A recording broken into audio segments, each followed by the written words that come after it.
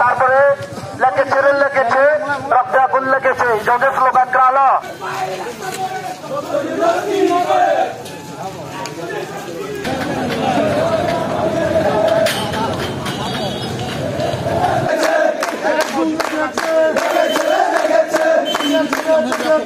আজ আমাদের আদিবাসী ছাত্ররা শান্তি মিছিল করার সময় উগ্র সাম্প্রদায়িক কিছু উস্কানিমূলক কথাবার্তা এবং আমাদের আদিবাসী ছাত্রদের যেভাবে নির্মমভাবে রাস্তা কুত্তা মতো পিটিয়েছে তাদেরকে অতি শীঘ্রই গ্রেপ্তার করানো হোক এই দাবিতে আজকে আমরা খাগড়াছড়ি সদরের শাপলা চত্বরে মশাল মিছিল করেছি।